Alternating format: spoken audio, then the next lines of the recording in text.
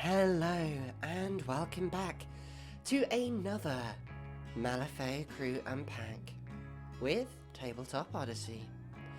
Today we are on our second loop of Masters, so we're revisiting the Outcast faction. Today I'm giving you the infamous keyword and its master, Captain Zip. So, who exactly is Captain Zip, and why would you want to play the infamous keyword? Now, you see, a gremlin that isn't part of the biome. Well, if you've seen the colour of some of his cards, you might find that hard to believe. But you could say that he's a little bit of a renegade. A gremlin obsessed with the idea of his own infamy.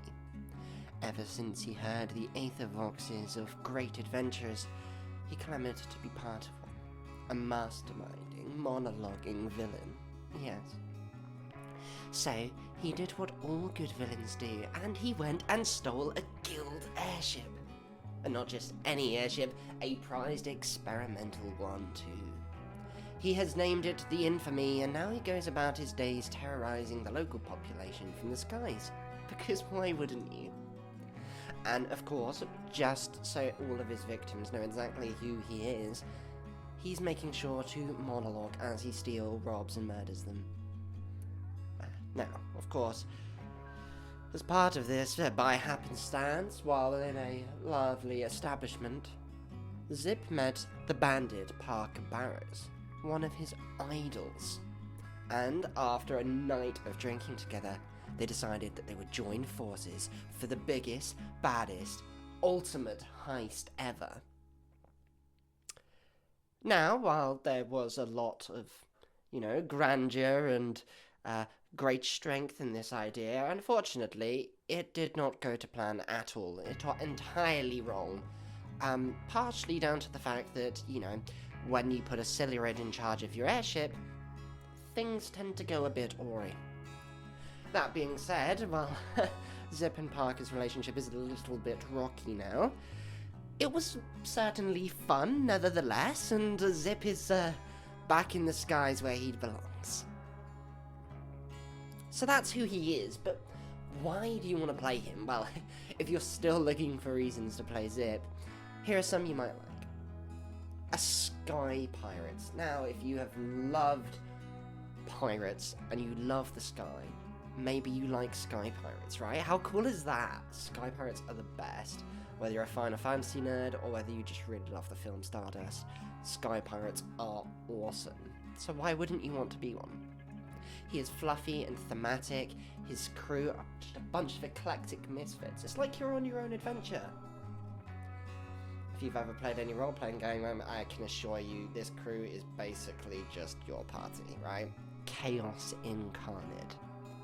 Maybe you just really like fast crews, like the fastest, really schemy, fast chaos everywhere. Maybe you just want to monologue to your friends as you destroy them by dropping pianos on them.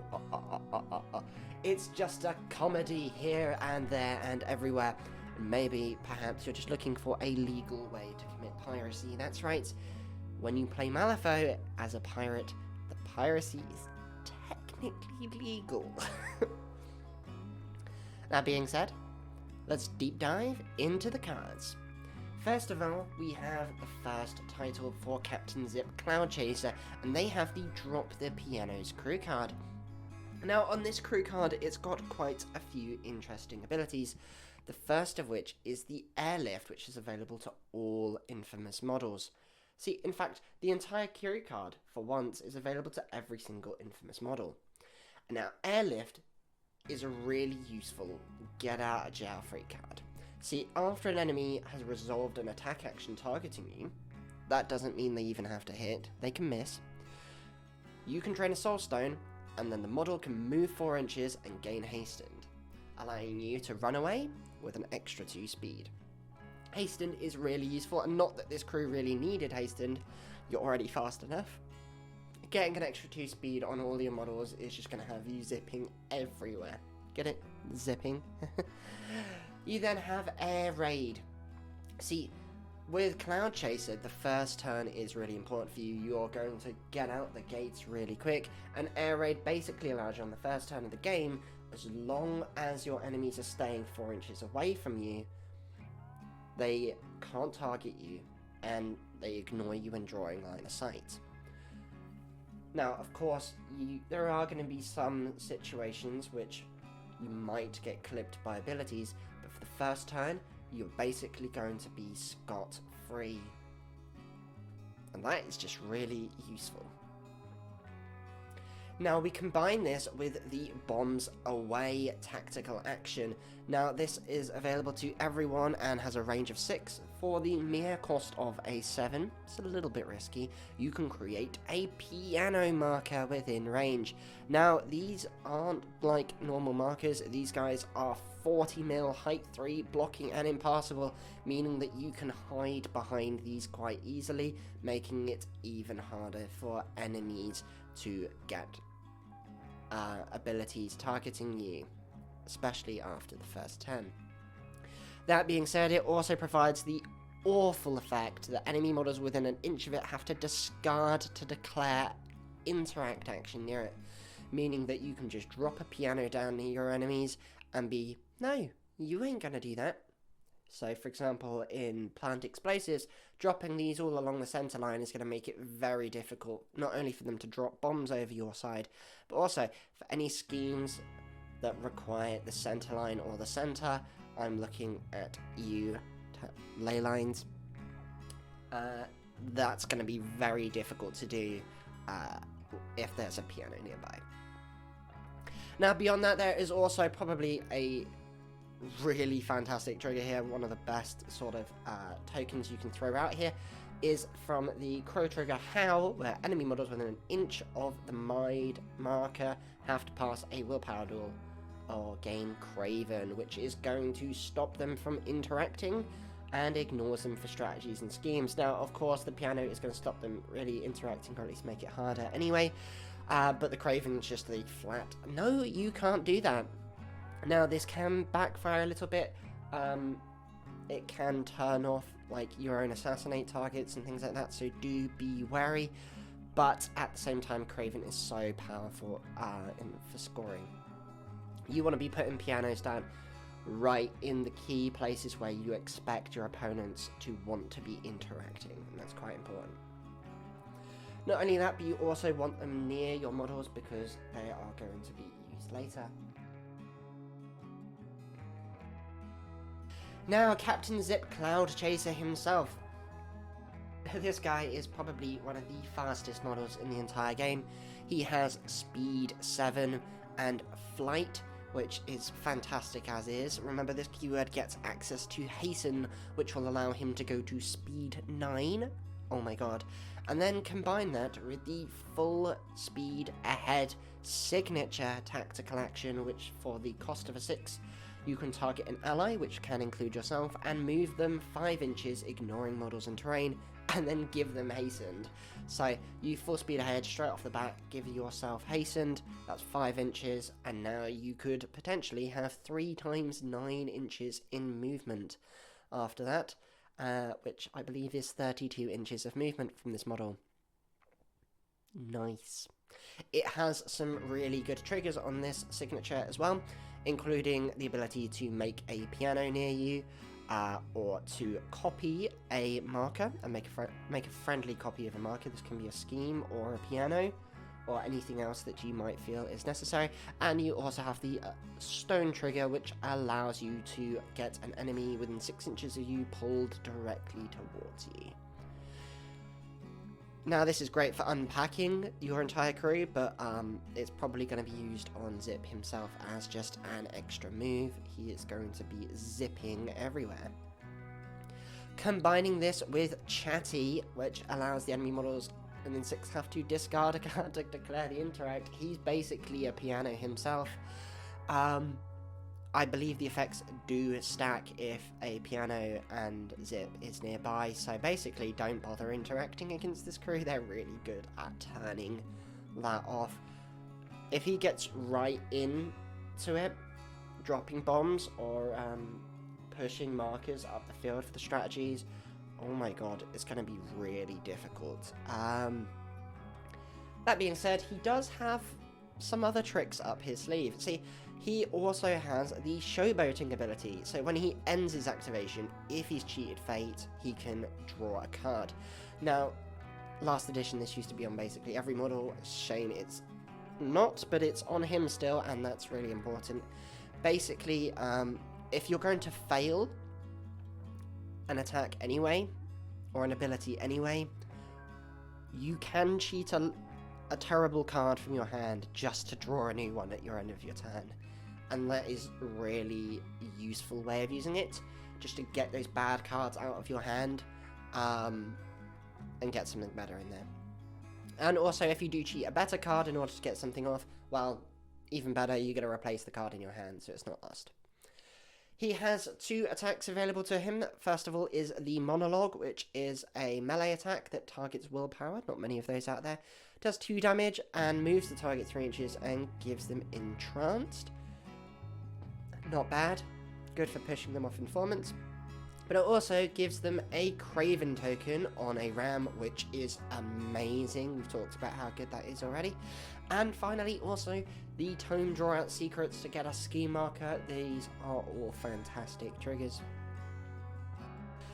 But if you don't want to do that, he does have the Zip Zapper, which is a 3 damage, 8-inch ranged attack, targeting defense with splash damage on enemy models within an inch of them. And then you can move all damaged models up to 2 inches. That's good. Just allowing them to blast them away from points is really good at range. Burst damage makes it 2-inch aura instead, which is lovely, and Convulsions allows you to move them even further. Overall, he's a super fast, tricksy model who's just going to be right in people's faces, probably doing a lot of interacting and pushing them around, getting them into those bubbles next to pianos and himself to turn off their ability to play the game. Annoying is one way to put it. Now, his totem is Earl Burns, a poor, unfortunate human who he kidnapped, and this fellow is rather fragile with 9 wounds and 5 in defenses, but he does manage to get hard to kill. And another way he can supplement this is with the Healing Energy as a signature stone action. For 4, he can heal people. It's nice to have a little bit of healing accessed in the crew, and it's something that's going to keep him alive and some of your friends, but this is not a crew that tends to stick together very often, so be careful. Try and keep him at least near 8 inches of people. He does actually have a couple of ways of getting people into range, which are Chain Gang, allowing him to, once per turn, move a friendly model and himself 3 inches, which is nice, and the Get Your Hands Off of Me, which after an ally within 1 inch declares a walk, he can place into base contact. Yep. So if Zip wants to take his 9-inch speed walk, Earl Burns just gets to place into base contact as long as he started it next to him. That's nice. There are plenty of models that are going to be available to do this. You can drag him around the battlefield with you. He's just a nice little model that bumps up a little bit of movement and does some healing. Otherwise, you're mostly just going to be planting schemes with this guy because his attack is not great, and you want the stones for other things. Sorry, resupply. He does have the ability of his healing, however, to create a piano, so if you're willing to pay a stone for some healing, getting a piano for the cost isn't the worst either. But otherwise, he's an okay totem for a rather exceptional master. Now, there is another way of playing this crew, of course, and that is if you take the Cheez-It crew card for the Captain Zip Dread Pirate title. Now, this is more of a killy variant, as we will certainly see, and he's got a few more tricks. Now, he's not quite as fast when it comes out to it, but we've got Aim for My Smoke, which allows, after all friendly infamous models charge, they get to drop a piano marker within an inch. Now, this is quite interesting because it means that your abilities that require pianos nearby are always going to be there if you're going to stab someone, which is lovely. It also means that you don't really have to flip a card to get a piano down either. You just have to charge, and you can do that regardless. You don't need a target for it. so you can really get your 5 pianos down quite easily. Pianos are, of course, going to be quite important to this as a result. You then have the Daring Escape ability, which, unlike the other title, who loves the first turn of the game, this one loves the 4th turn. Now, while more than 4 inches away from this model, enemy models can't target it and ignore and try line of sight. It's exactly the same, it's just the last turn rather than the first turn, which is going to allow you, once you've got into great positions, you are able to be hidden. If you need to get someone out of the way and scheming on the last turn, they've really got to get close to stop you. They can't just plink you off the board, it's not going to happen. But not to mention, combining, especially if you're a unique infamous model, you get the Walk the Plank ability, which after resolving an enemy attack action targeting you, same as before, this model may drain a stone, but this time, instead of you moving, the attacker moves 4 inches, and then you get hastened. So not quite as mobile on yourself, you're not getting pushed around the board so much, but you can push an enemy off a point, like Informants, by 4 inches away, and now suddenly they're 4 inches away and they have to move in before they want to target you again. Fun, right? You also have a unique token here which the master himself can apply, which is Challenged. This is going to come up in a minute. Essentially, the model that the token is applied to has to discard a card to target any other model other than you. Zip being the one that applies it, basically saying, well, if you want to come and attack anyone else, you know, you got to discard a card. Oh, and by the way, I'm now immediately going to run away.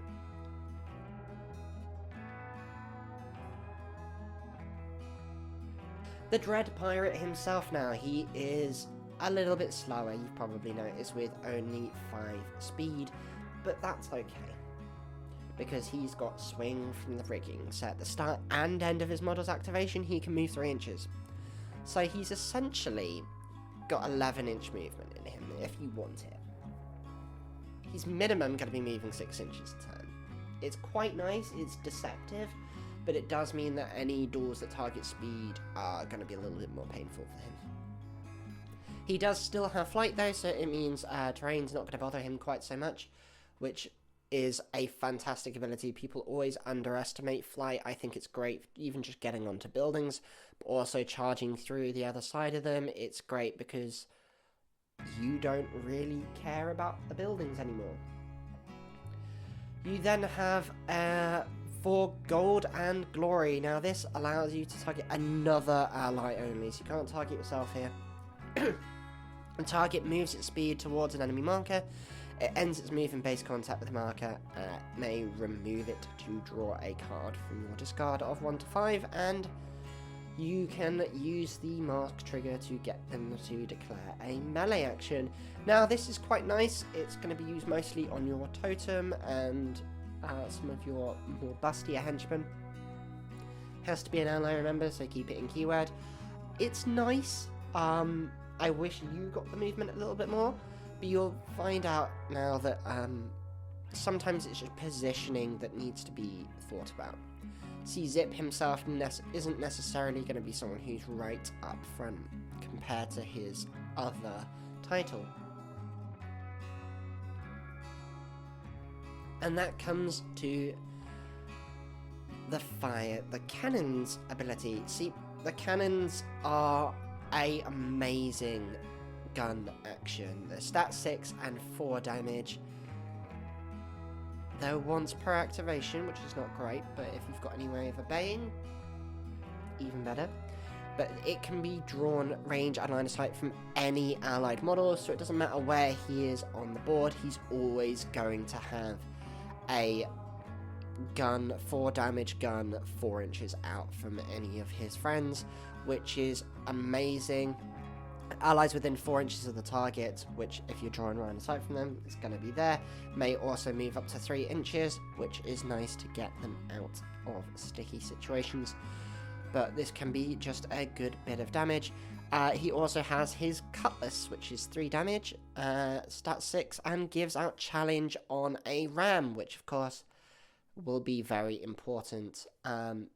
you really want to play a bit more hit and run with this tactic to get in and then back out again.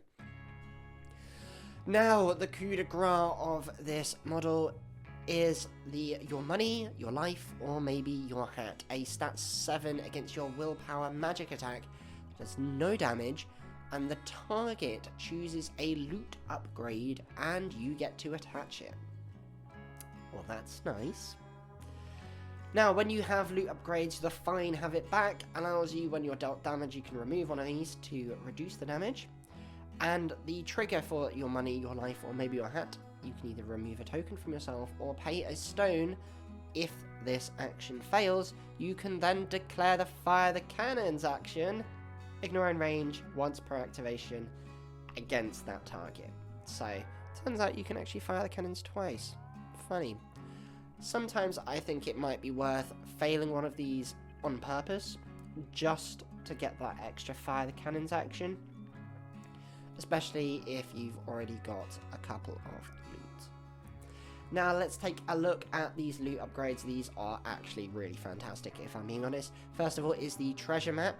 Buried treasure. When this model ends its activation, you can remove a marker from within 2 to draw a card or infuse a stone.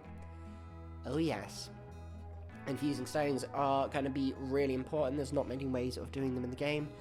Every single one of them is a great ability, but even then getting cards is also fantastic too.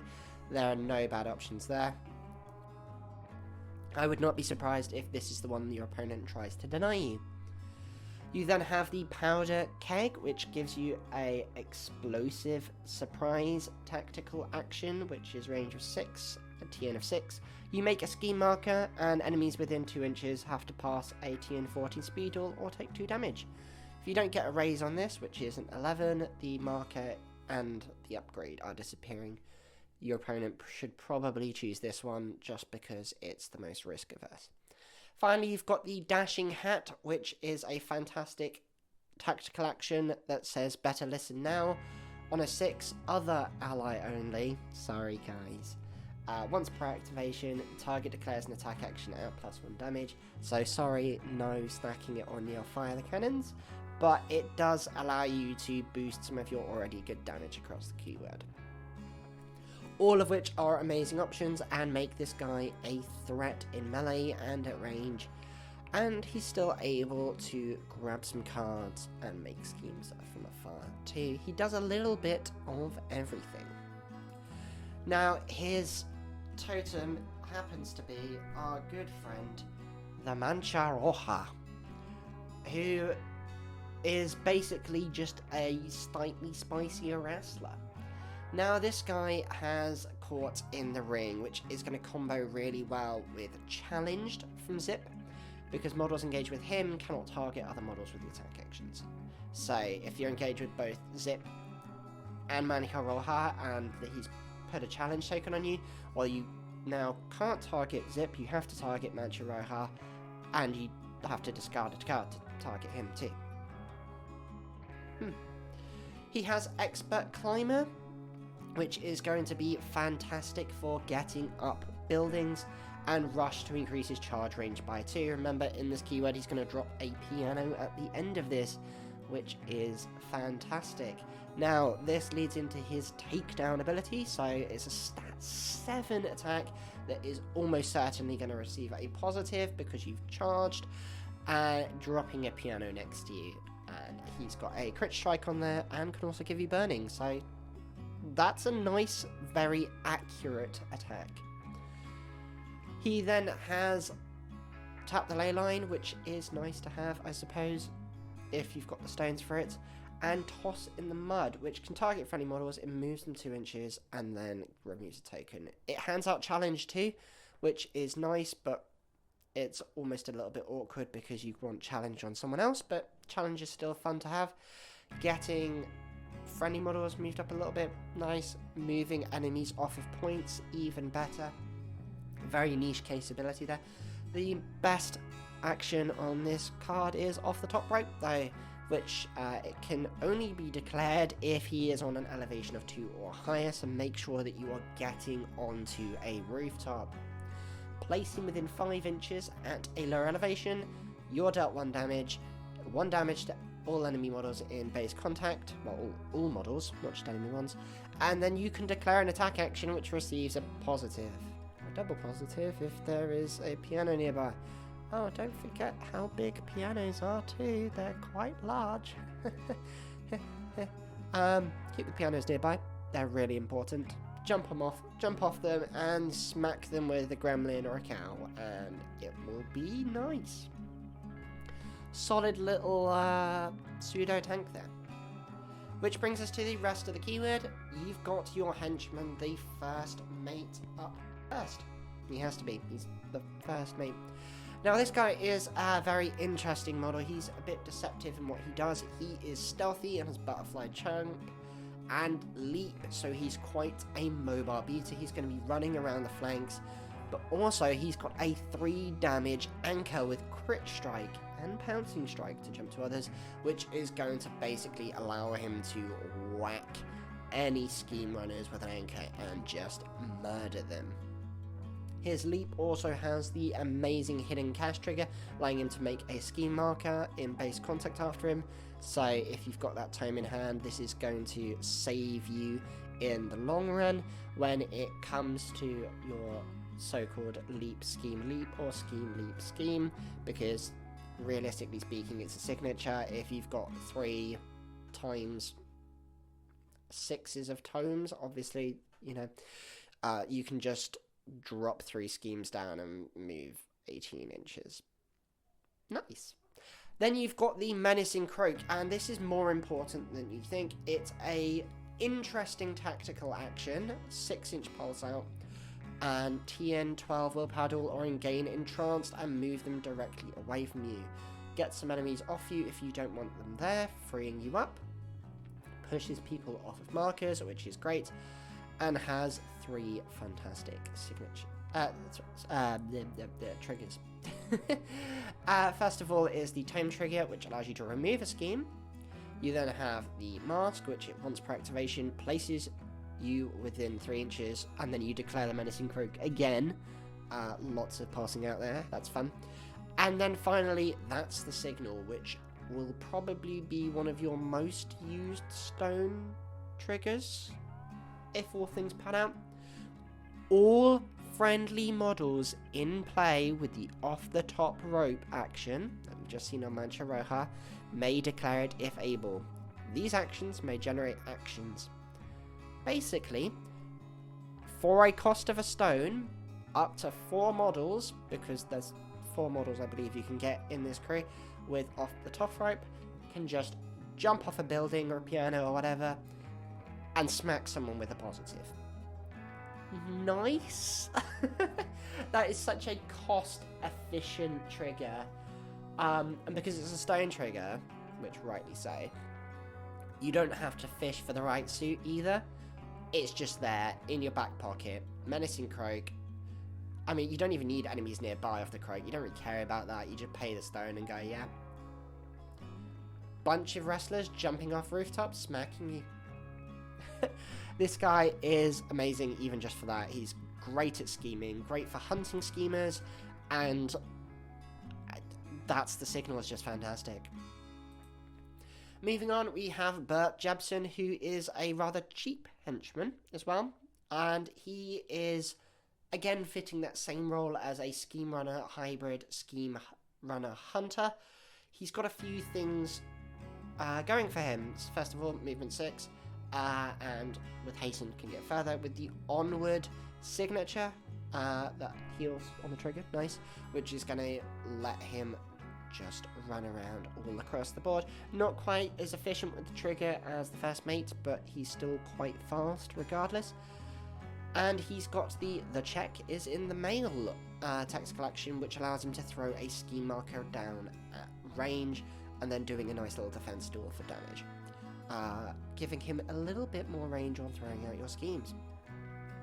Now, if there's nothing we've noticed about the check is in the mail and evasive maneuvers, and it's, you know, that Americans can't spell, but here we are. Evasive maneuvers and all in the reflexes somewhat combo together to add a tiny bit of defense to him. See, when he's targeted with a non-melee action, the duel can't be cheated, And after a ranged action is resolved against him, he can drain a stone to deal 2 damage back. So this guy is like good in a gunfight, not so good in melee. So try your best to keep him away, even if it means using your crew card to get to and from.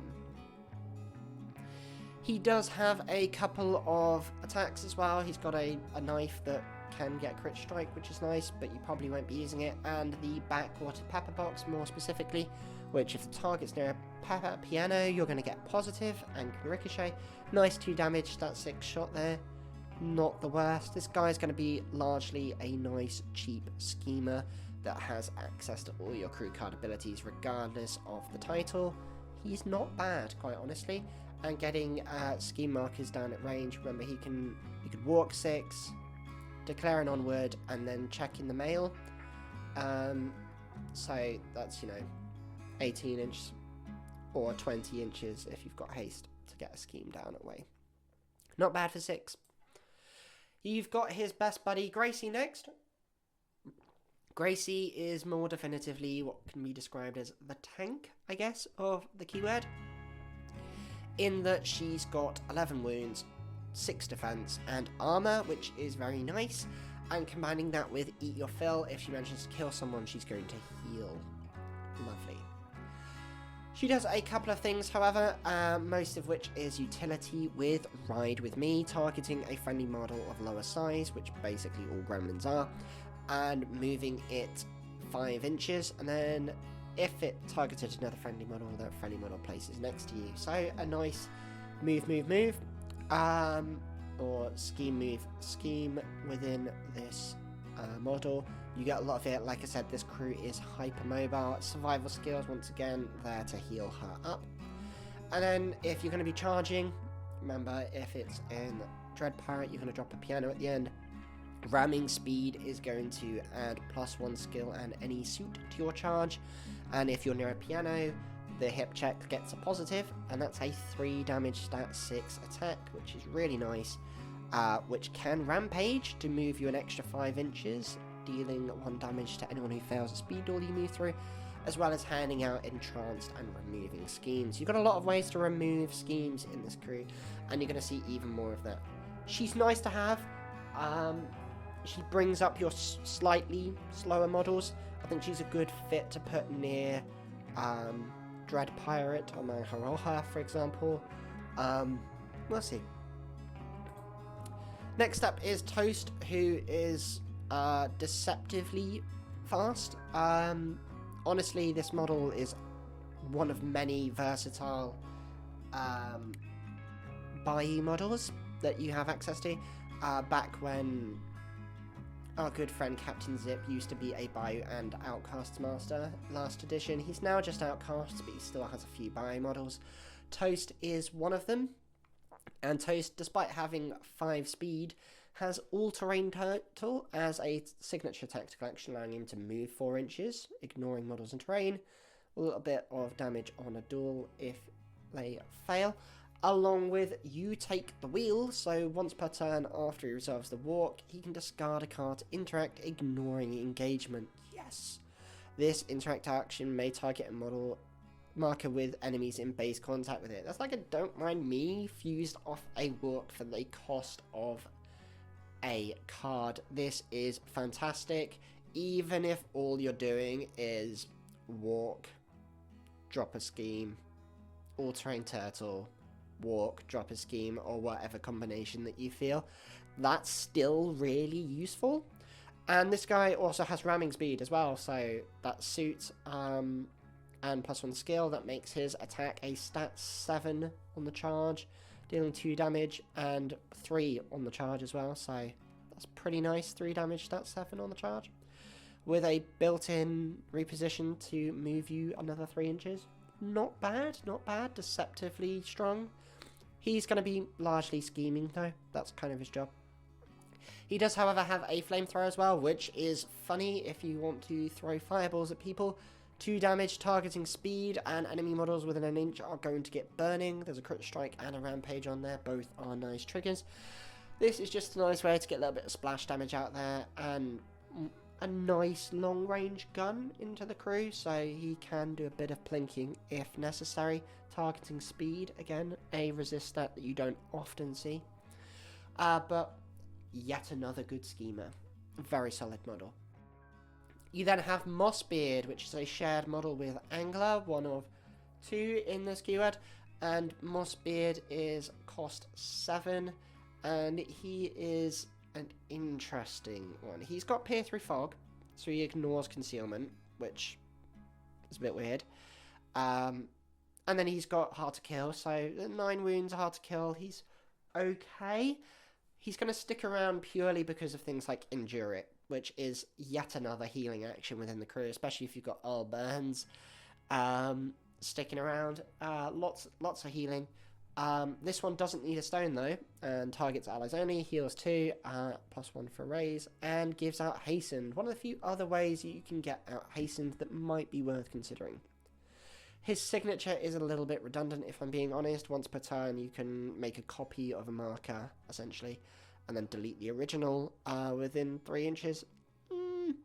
It's okay. It's okay, depends if your marker's in the wrong place.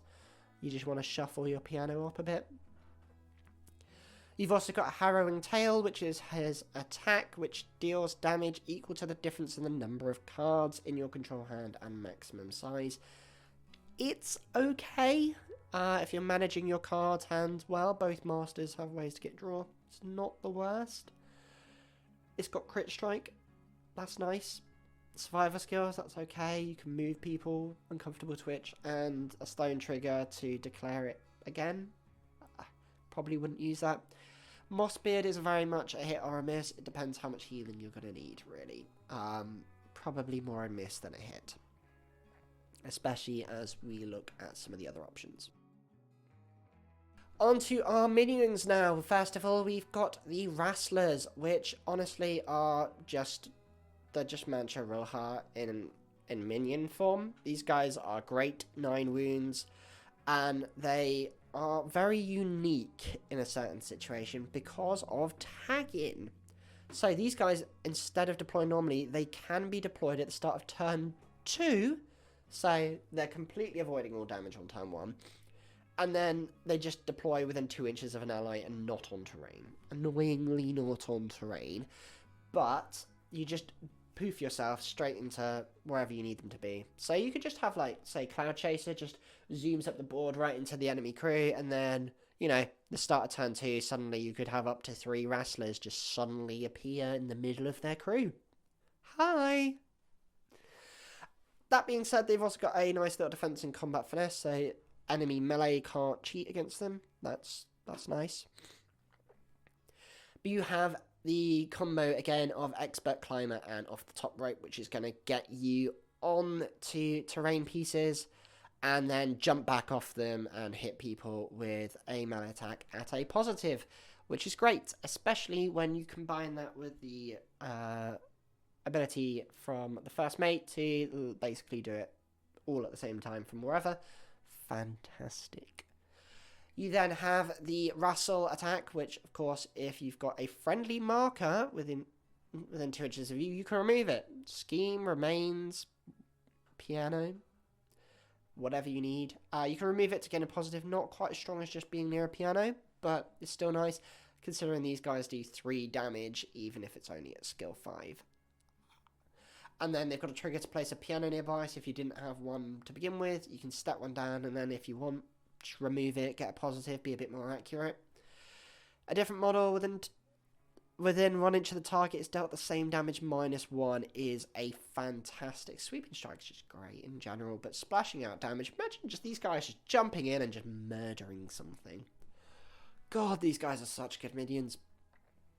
Then you've got Gimmick. It's a nice little signature if you're not on terrain to hand out in trance, and then if you receive a raise, you can place a piano marker in base contact with them, which is just going to stop them interacting. Well, make it a little bit harder for them. That's just nice. It's nice. It sets up a piano that you can jump on top of as well. So it's good. It's decent. And trance, of course, is going to stop them cheating. Combat finesse is kind of stopping that anyway, but it's alright. It's a nice little thing. These guys are fantastic minions. Hire at least one, probably. Especially in Dread Pirate. Dread Pirate, I'd be hard-pressed not to hire 2 or 3. These guys are really good. On the other hand, we've got the Bio Smuggler, who is not very good at all. No offense, but 7 wounds with 4 willpower, 5 defense isn't great, even with threatening demeanor, reducing the damage once per activation. Yeah. Now, these guys have a role. They've got an attack that is mostly going to be used for its Pilfer trigger to steal a stone, which is nice, but really not going to be used very often. There's only a couple of things you're going to be using this for. First of all is the Drag Behind Earth bounty, which kind of counter-synergize. Drag Behind allows you once per turn when you move, you can remove a marker and then basically place it into base contact with you at the end. Good for getting markers in good positions, but then you've got Earth's bounty that wants to target a remains or scheme, and then you move towards it and remove it. So it's a bit awkward, really, because you can't set it up with your own markers, because... yeah. An interesting one. I mean, it's nice to get that extra movement, even though it requires a marker for you to move towards, but they're okay. The main thing that you will probably use this for, if you bother to bring them, is Know the Land to hand out Hastened. But your crew is already ridiculously fast and you don't necessarily need it. It's more just a stunt move at that stage. I think there are better models out there for the cost. Which brings us to the Swashbuckler, which despite being a 4-cost and not having a signature, that isn't on your crew card, I suppose, in the case of Cloudchaser. Can't remember if that's a signature or not. Either way, no signature innate with the Swashbuckler, but it is a 4-cost model. It's got 5 wounds and hard to kill, which is not great. It could be better, but hard to kill with healing in the crew. It's not bad either. When he activates within 2 inches of a friendly marker, he's going to get Hastened, which is nice. So getting those markers down. Good places, piano schemes, corpses, whatever. They're going to get Hastened to move themselves to speed 8. And then they've got Oi, that be mine, so they can target an enemy marker, move their speed towards it, and then they can remove that marker and draw a card. So you've got a nice little way of getting some cards, with a way to drop a hidden cash down to make a scheme as well. That's quite an efficient action for the cost of a 6, provided there is an enemy marker within 8. But it's just a nice little denial piece for 4-cost, quite easily to fit within a list if you need to. Their attack's very basic, but you can remove a scheme marker with the trigger. That's not bad. Definitely a good little space filler, if nothing else. They can just pop around scheming and counter scheming the whole time, or just, I don't know, sit on the point at the back if you want. Next up, you've got Iron Wings. Now these guys are your Zoomy Sky Pirates. Thank the world, thank Weird, that the new Iron Wings do not look quite as terrifying to build as the Iron Skeeters they used to be. These guys are speed incarnate, speed 7, with barrel roll to move them 5 inches. That's really nice. You're going to be going quite far. Barrel roll is also interesting that with the hop on trigger you can bring an ally with you, which is fantastic for getting people up the board. You can also remove schemes near you, which is nice. You can also throw out burning if you move through enemy models, which is great. It's just a nice little trigger. And a stone trigger to yank an enemy with you. Just kidnap someone casually, drag him off a point and go bye. Yeah, definitely fun. Flight also being helpful. So you can just jump through to the other side of a building, kidnapping someone, and then just fly back over if you want.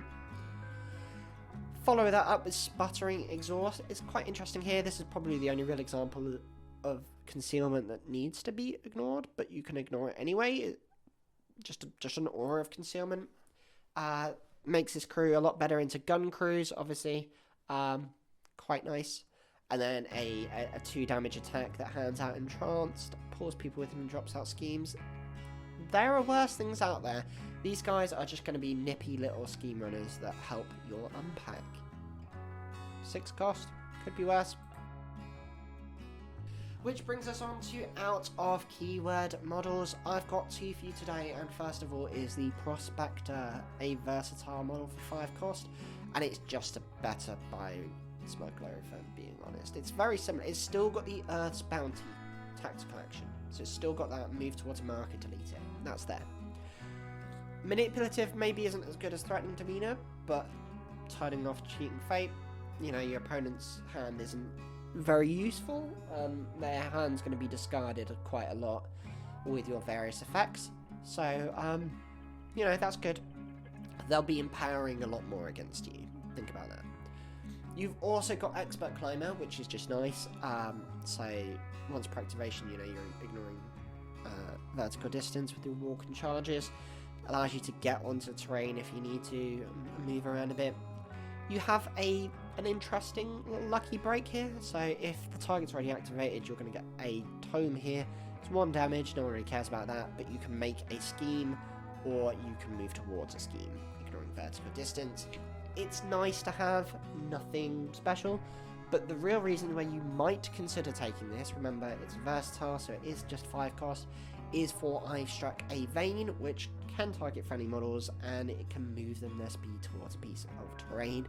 This is especially useful for models that need that little bit of help getting up places. Just that extra movement.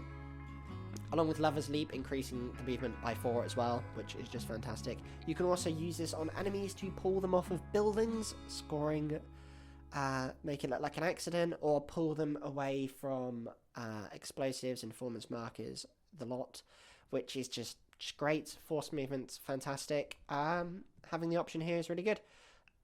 Just make sure you've got a marker nearby, or a Gracie, or an Iron Wing to get them up the field a little bit to help out. But yeah, these guys are just going to be making sure everyone's in the right place.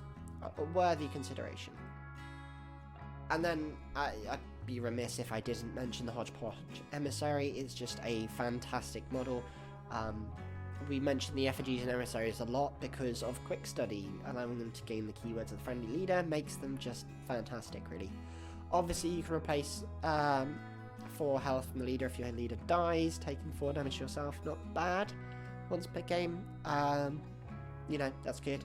And hard to kill 11 wounds is pretty good as well with all the healing. Oh yes, more healing. Which brings me to the plenty of wares. You can't target yourself here, sadly. Target heals 2 with an inbuilt trigger to attach an upgrade. And you also have the Draw Out Secrets trigger too, which gives you a scheme at 6-inch range. Nothing to be sad about there. And along with this healing, you get 3 fantastic upgrades. First of which is the Monkey's Paw, which allows the target to gain an extra speed as if they really needed it. So if Zip really wanted, he can get to speed 10 with haste. When they declare the Walk action, however, they've got to discard a card or they're going to take a damage. So there is that to consider. But still quite fun. It also comes with the Demise Wish Granted ability, which is probably the better ability to stick onto someone here. So when you die, you get 2 stones instead of 1, and you draw a card. That's fantastic, especially on a frame job model. You've got a bunch of cheap models, some of which are relatively easy to kill, sadly. That's why you want to be kiting, but if you stick a Monkey's Paw on someone you think is going to die, getting 2 stones and a card from their death is hardly a bad trade, to be honest. Which brings me on to the pretty Floral Bonnet, which has Don't Mind Me, you can stick on people, one of the best abilities in the game, in my opinion. You can basically interact when engaged, if you've left engagement with a walk, and can target markers in base contact with enemies. So, yeah, you can stick schemes wherever you like, and remove ones wherever you like. Fantastic for denial and for scoring. An amazing thing to jump on people. And then you've got the Well-Worn Boots, which hands out Expert Climber. You've already got this on quite a few people, but on those that don't have it or Flight, it's nice to have. Yeah, fun. Finally, you've got an attack that is a 2-inch melee, which can remove a non-scheme marker. Good job you got that to pianos to gain a positive. And you can place the target within 3 inches with a ram trigger. That's nice. Or hand out a scheme, draw out secrets. Both very good options there. You probably won't attack too much, I don't think, but lots of healing, handing out upgrades. It's a nice model to have. Especially because it can throw out pianos with a crew card too, and the like. Now we move on to the Tacticaser, so this video's gotten quite long, so we'll start off with the Cloudchaser, who is the fastest gremlin alive. Obviously, you can get up to speed 10 with this dude, zip all the way across the battlefield. Turn 1, you have pseudo stealth on everyone, so you want to utilise this, and your fast speed, get into the positions that you want, get your schemes down early, set up that path in advance. Know exactly which schemes that you want to be taking. You plan the route out, memorize the route, get the schemes exactly where you need them already, and you find that things become a lot easier, especially because you don't have to worry necessarily about getting to places because you're really good at that. If you can guess what your opponent's doing as well, even better, because you can stop them quite easily, unless it's damage related, so there is that. You are just fantastic at scoring schemes because of your speed. You're not wasting as much on movement, and movement really does win games, but you're better at denial. Pianos, your marker removal, Craven, this is all going to stop your opponent scoring or making it just more difficult to get things down. Denial can be better than killing sometimes. It's points on the board, but you do need to stay alive. So make sure to leverage things like airlift, and your cover that you can hide behind, be that pianos or something else. Just use flight, get the other side of a building and make it harder for them to get to you, because if they can't see you, it's a lot harder for them to kill you. You also have a lot of available healing. Utilize that to stay alive, keep scheming. You will definitely appreciate this. And then speaking of scheming, Burt, Toast, they're both really good schemers, as is the first mate. They can get schemes down at range, and you have ways to copy or remove them if you so wish, for movement. So placement is key. Get people down in the right positions. You're just fast, good at scheming. If you want someone who's going to spend the entire game annoying your opponent by avoiding them entirely, it's a perfectly valid playstyle, and don't let anyone get you down about them. Just make sure to monologue in their face the entire time, because it's funny. Now, perhaps you want a bit more of a murder variant. You're going to be taking Dread Pirate instead. Now, Dread Pirate does have a bit more ferocity to him with the cannon, for example. A lot of attacks, they do like pianos nearby or markers in general. They either remove them for positives or just gain them for having a piano nearby. You charge. Even if you've not got a target, just charge, because those pianos go down and they're just going to be helping your attacks in future. You can use Walk the Plank, Don't Escape on the last turn. You can score things like Informants really easily. You can get away from enemies, well, push enemies away from you, especially if they're melee crews. While the first title kind of prefers range crews, I think, a little bit more to escape from. You guys like your melee ones to just tell people to go away. It's quite nice, forcing them to use their movement to catch you up, which is good. This guy's going to be used more in Informants and Recover Evidence, and I think the other zip's better in the other two, personally. And you manage the hand well. You need to be thinking about, well, I've got different ways of getting extra cards, but I need to keep the cards in hand. Find new ways to draw them, whether it's a swashbuckler, whether it's through zip or something else. Your hand is quite important. Keep a track of it, especially if you want to be dealing lots of damage. You've also got ways to get stones, remember, and extra cards from zip, so really hope that your opponent wants to give you that upgrade. Then, of course, this is the one if you want to do the first mate. That's the signal, because in the other title you can get 3 models. In this one you can get 4. So off the top rope, so jumping off of pianos and other terrain, really fun. It's just, if nothing else, it's fun. Getting the damage from jumping down at them and the swing at positives is just extra nice, especially because they've got good damage on your Wrestlers and Mancha Roja. But yeah, once again, challenging a model, then running away with your master and then leaving them near Mancha, it's it's good synergy, it's fun. They can kind of tank a few things when they have to discard to even attack you. Mancha is probably going to die fairly quickly if you don't heal him, because he's something that's going to stop your more effective models from being attacked. Make sure you also manage your placement. Get people in good positions. 4 inches out is like the perfect distance, really, because it's got to be for your cannons, but also on the last turn as well, like 4 inches away gets that stealth. Really nice. Super fun keyword in general. If you really like movement wins games, this guy is like the king of movement. I would definitely suggest him. I hope this has been remotely helpful, and if you've enjoyed this video, please make sure to give it a like. If you want to see more, please subscribe if you haven't already. I'm honestly thrilled about how quick I've gone from 100 to almost 200 already, so thank you very much. 100 is a massive room.